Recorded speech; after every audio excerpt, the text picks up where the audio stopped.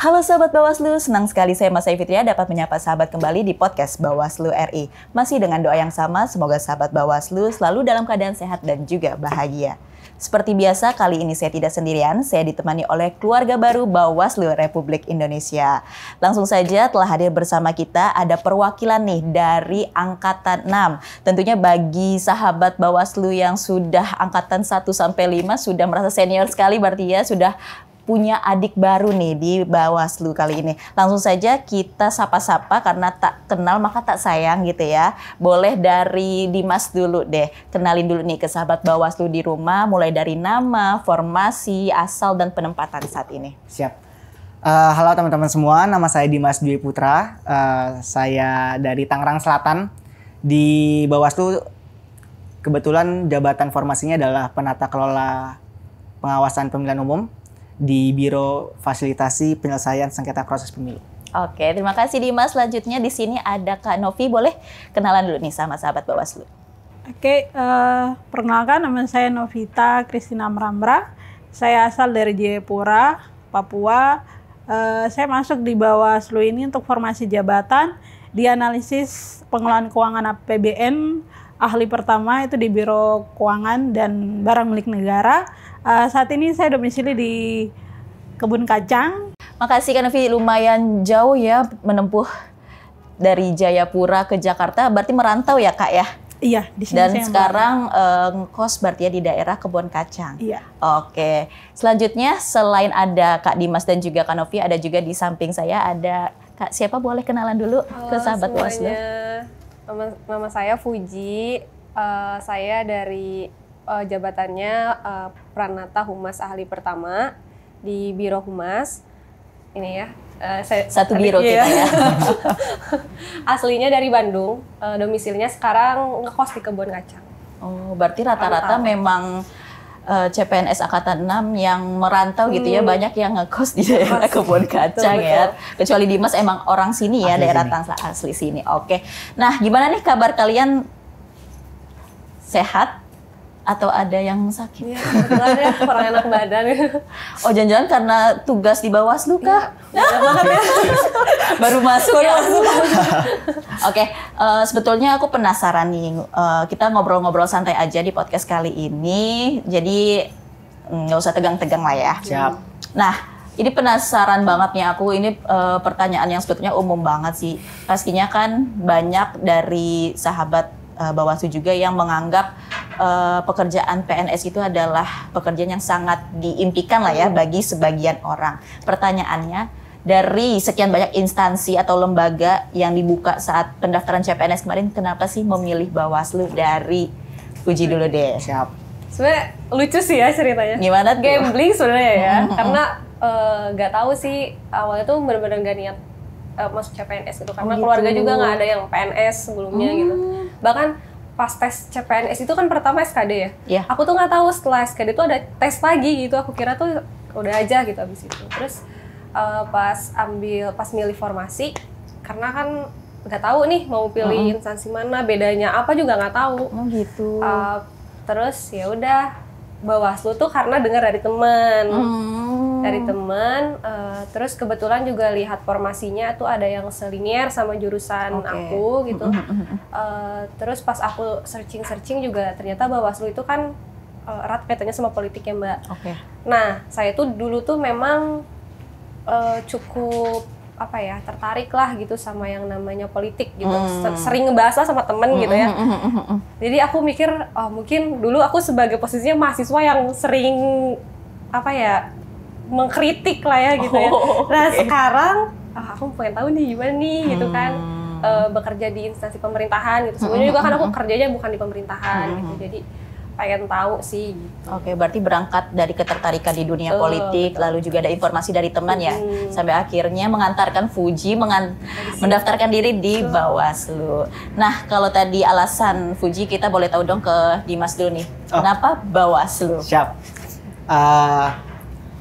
Pertama gini ya Mbak, yang aku yakini bahwa masing-masing dari kita itu datang dari latar belakang yang berbeda. Jadi pertanyaan kayak gini tuh pasti punya versi jawabannya masing-masing nih kalau ditanyain ke seluruh CPNS yang ada di Bawaslu. Tapi buat aku sendiri, karena Bawaslu merupakan salah satu dari 3 lembaga penyelenggara pemilu yang ada di Indonesia selain KPU dan DKPP. Buatku Bawaslu masih inline, masih linear dengan studi keilmuan saat aku menempuh pendidikan S1 dulu. Kebetulan kan dulu aku S1 di program studi ilmu politik di UIN Jakarta. Jadi buat aku pribadi, Bawaslu tuh udah familiar banget sama perbincangan kita sehari-hari tentang pemilu. Karena memang diskursus politik pada praktiknya, terutama praktik politik pada sistem demokrasi, itu kan pasti bersinggungan dengan apa yang kita sebut sebagai pemilu. Jadi Bawaslu jadi salah satu objek demokrasi yang sering kali kita bahas pada tiap-tiap diskusi mengenai pemilu. Tentu ya, sebagai CPNS ya, kita kan baru di Bawaslu ya, sebagai orang baru, mungkin juga banyak di CPNS Angkatan 6 Bawaslu yang baru pertama kali masuk lingkungan politik, Mbak. Pada konteksnya kan kita sebagai penyelenggara pemilu ya. Tapi aku yakin bahwa persoalan-persoalan yang ada di pemilu itu bukan barang baru buat kita semua. Kayak praktik-praktik politik uang, praktik-praktik politik identitas, praktik ujaran kebencian, hoax, sara, itu kan bukan barang baru bagi kita semua, karena persoalan-persoalan seperti itu tuh selalu ada pada tiap-tiap pagelaran pemilu kita. Betul. Jadi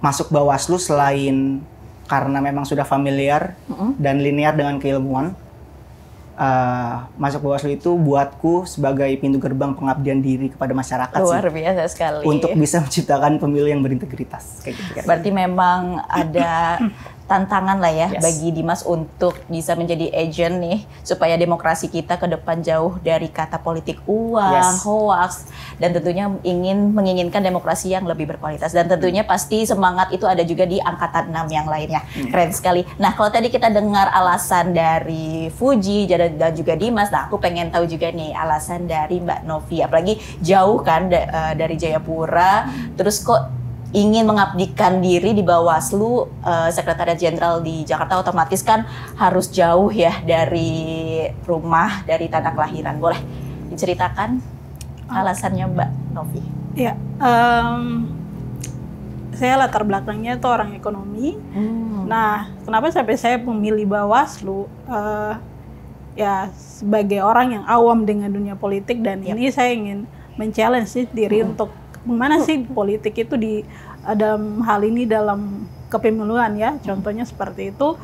Saya ingin maksudnya lebih belajar terkait itu, dan itu yang membuat saya untuk bisa mendaftar ya. Dan yang paling ini alasan yang paling klise tuh karena administratifnya tuh gampang ya. Nah, itu sih itu yang karena waktu pas pendaftaran itu kan time limit. Nah, time limit itu di scroll, dan pada saat memilih ini ada 2. Waktu itu pemilihan untuk penempatan itu di Sekjen dan ada di provinsi itu daerah pegunungan, Papua Pegunungan, dan saya memilih untuk di Sekjen karena saya lihat formasinya tuh lebih banyak ya. Jadi melihat peluang formasi juga ya. Ya, itu sih dari saya. Berarti Mbak Novi ini memang sebelumnya sudah riset lebih dulu lah ya, karena kan melihat peluang formasi yang banyak ada di Sekretariat Jenderal, makanya Mbak Novi memilih memberanikan diri ya untuk mendaftar di Sekretariat Jenderal seperti itu ya Mbak ya? Iya. Oke, berarti kalau boleh tahu nih, di CPNS kemarin ini pendaftaran yang keberapa? Kalau kamu kayaknya perdana ya? One shot langsung ya.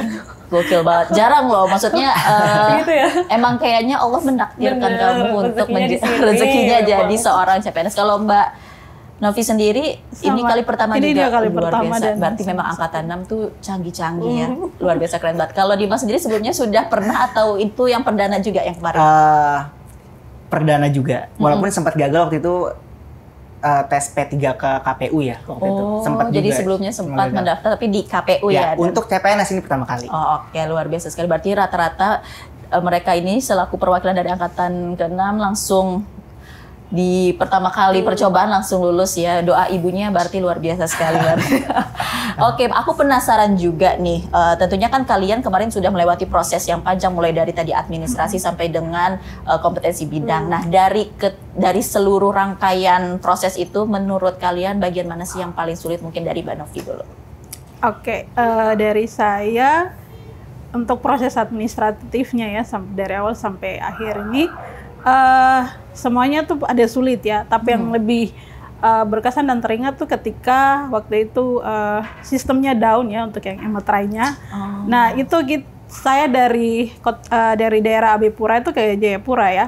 Itu kita pergi antri di kantor pos itu dari sore itu sampai malam sampai kantor posnya tutup.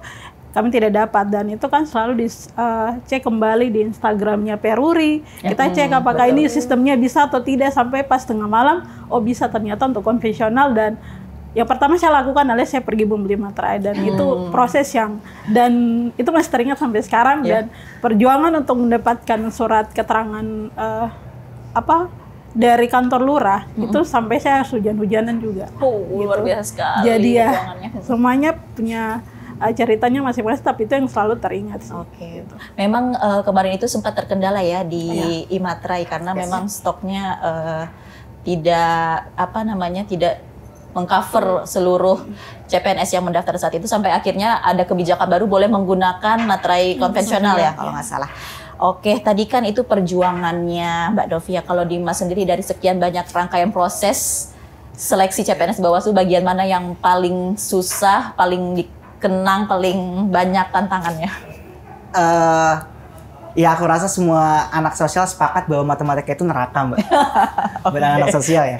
Ya artinya pasca seleksi berkas CPNS, lalu seleksi SKD itu kan di situ ada TIU ya. TIU matematika dasar itu isinya ya. Itu tantangan sendiri tuh buat anak-anak sosial, karena salah satu alasan milih jurusan sosial kan juga karena untuk menghindari rumus-rumus kayak matematika tuh. Betul. Jadi memang tantangannya di situ. Jadi giat belajar, rajin belajar, ekstra belajarnya ada di situ tuh. Berarti fokus di SKD ya, di TIU-nya. Oke. Kalau boleh tahu spill TIU-nya berapa kemarin hasil TIU? Enggak tahu berapa ya, kurang lebih 110 kalau nggak salah. Itu tinggi ya. Kalau nggak salah passing grade-nya 80 ya TIU itu? Iya, 80. Kalau Passing untuk grade-nya yang kumlot 85 kalau nggak salah. Itu tinggi lah, 110. Lumayan. Nah kalau tadi sudah dari Mbak Novi dan juga Dimas, kalau dari Fuji sendiri gimana nih? Kalau aku sih sebenarnya kalau ditanya kesulitan bener ya matematika, karena sesama anak sosial gitu ya. Tapi kalau cerita yang paling aku inget nih ya, momennya tuh pertama karena aku nggak niat pertamanya daftar CPNS, dan pada saat itu kan aku baru lulus. Ijazah aku belum keluar. Itu di H-1 penutupan baru ada pengumuman dari kampus.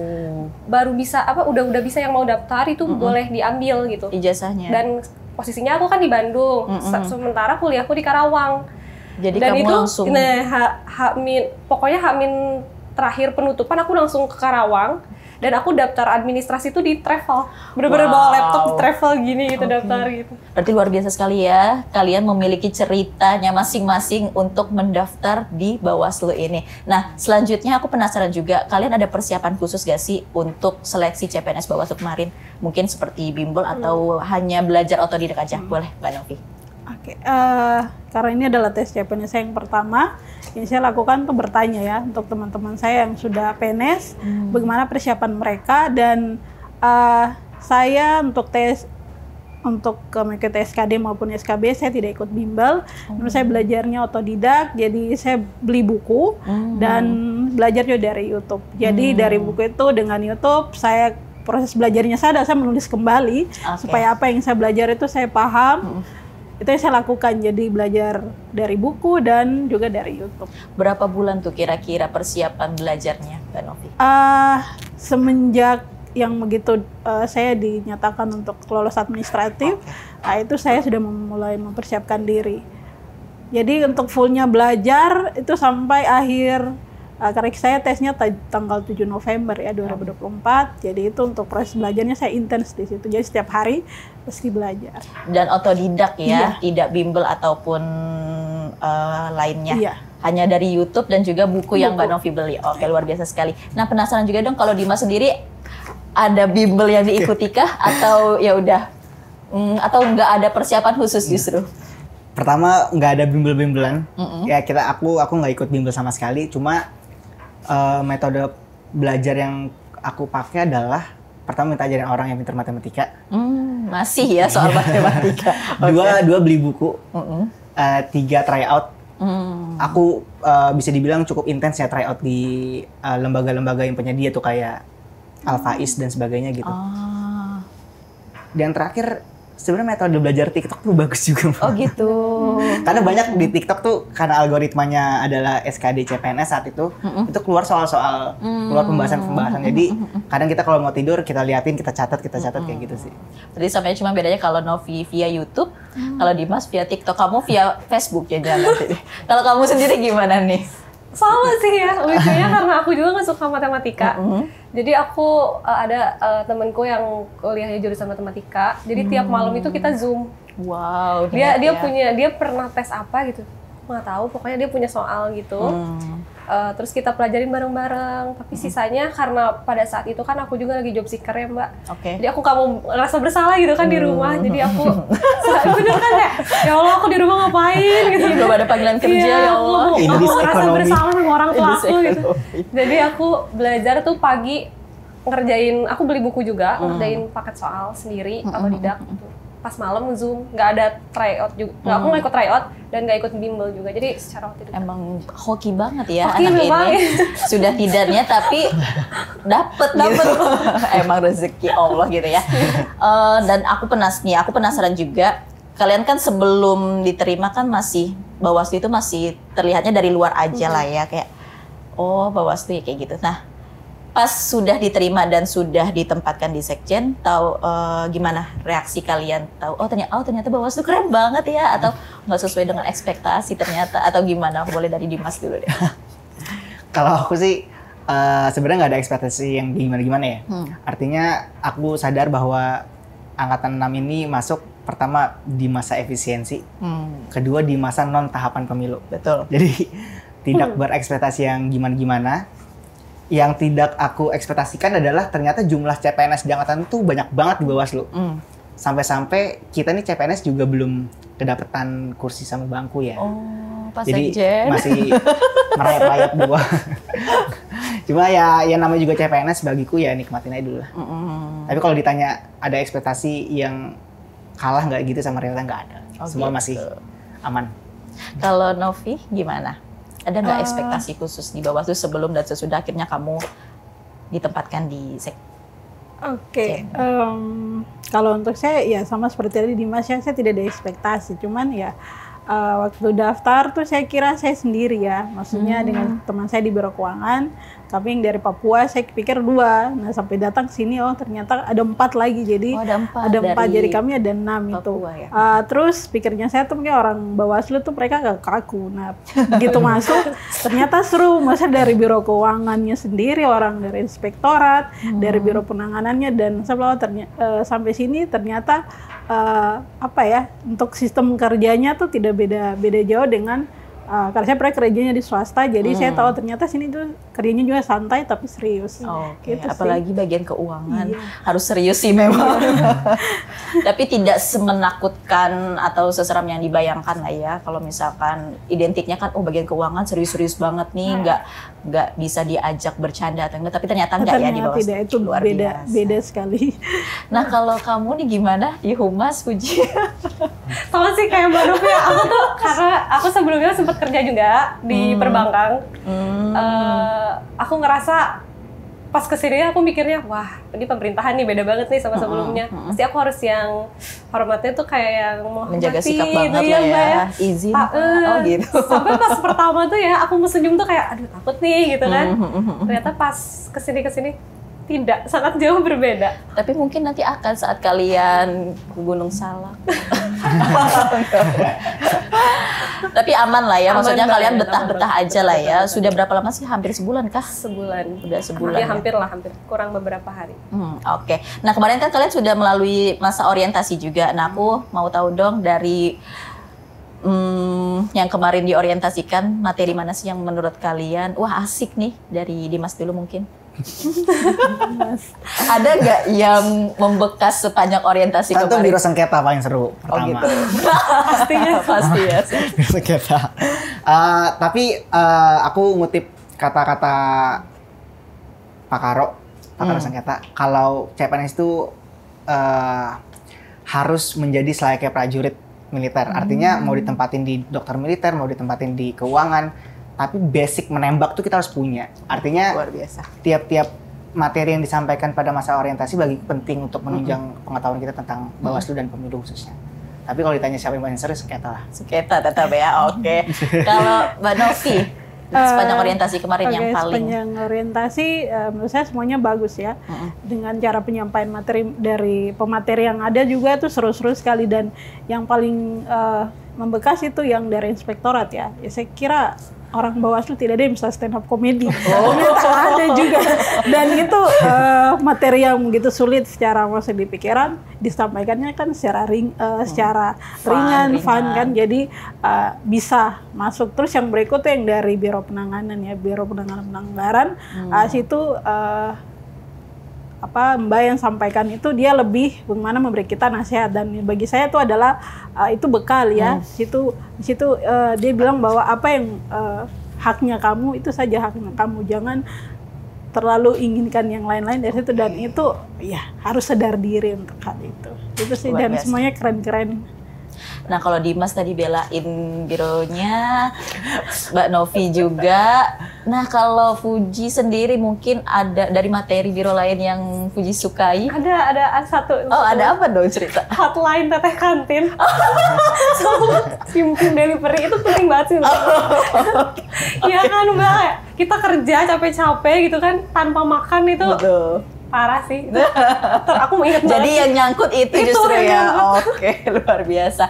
Nah, sepanjang udah 1 bulan di Bawaslu, sudah ada pekerjaan yang ditugaskan atau masih sekedar pengenalan aja nih? Kalau dari Fuji sendiri di Humas sudah ada? Kalau di Humas sendiri ada beberapa yang dikasih pasal per Bawaslu, kita harus menghafal.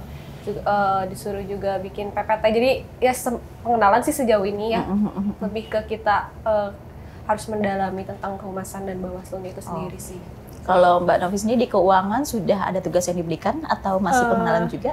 Kalau dari keuangan, setelah yang kita upacara, nah itu di keuangan itu kami untuk saat ini masih belajar ya. Jadi kita sudah dikasihkan jadwal, jadi setiap hari itu ada materi yang kita bahas, jadi disuruh untuk baca mengenai peraturan perbawaslunya ada, peraturan Menteri Keuangan, peraturan pemerintah, pokoknya yang berhubungan dengan keuangan dan barang milik negara. Oke. Kalau Dimas sendiri? Sama, persis, vibes-nya masih orientasi. Artinya secara teknis kita memang masih diminta belajar banyak hal mengenai peraturan perundang-undangan Bawaslu. Walaupun baru seminggu terakhir kemarin itu udah diberikan tugas yang secara rinci di subkor masing-masing biro. Jadi masing-masing dari kita tuh udah punya penempatan masing-masing tuh. Kesini. Oke. Nah, terakhir nih, harapan kalian selaku perwakilan dari Bawaslu Angkatan 6 kepada Bawaslu sendiri khususnya dan juga untuk masyarakat di Indonesia. Ya, soalnya tadi Dimas sudah membara banget kan agent masuk Bawaslu karena untuk memberantas politik uang, hoax. Jadi penasaran juga nih harapan Dimas sebagai CPNS Angkatan 6 di Bawaslu kan ingin membawa perubahan apa nih ya kan? Boleh silakan Dimas disampaikan harapannya. Mungkin harapannya ada 2 ya Mbak, CPNS dan Bawaslu. Untuk CPNS mungkin semoga nggak salah kata. Dalam masa-masa perjuangan tentu ya, kalau kita bicara CPNS masa-masa perjuangan. Dalam masa-masa perjuangan harus tetap semangat karena perjalanan masih sangat panjang. Betul. Jadikan momen ini sebagai momen pembekalan diri karena persoalan yang ada di pemilu itu sangat kompleks. Jadi momen pembekalan diri ini menjadi sangat penting bagi CPNS. Terlebih karena Indonesia juga merupakan salah satu negara demokrasi terbesar di dunia, ketiga. Dan ini menjadi masalah tersendiri, bukan masalah. Ini menjadi tantangan tersendiri bagi Bawaslu ke depannya. Walaupun pemilu akan kita hadapi di tahun 2029, yang tahapannya akan kita mulai kalau nggak salah dari tahun 2027. Betul. Tapi bagi aku pekerjaan untuk menjaga dan merawat demokrasi adalah pekerjaan sepanjang masa. Luar biasa. Jadi semoga Bawaslu menjadi lembaga yang semakin solid, semakin proper, karena Bawaslu punya tanggung jawab yang berat untuk bisa menciptakan pemilu yang berkeadilan untuk semua. Boleh kita beri tepuk tangan. Sahabat Bawaslu. Luar biasa sekali. Nah, kalau tadi harapan Dimas progresif itu ya, luar biasa banget. Berapi-api lah ya nanti. Boleh tim editing gitu ya, ada api-api.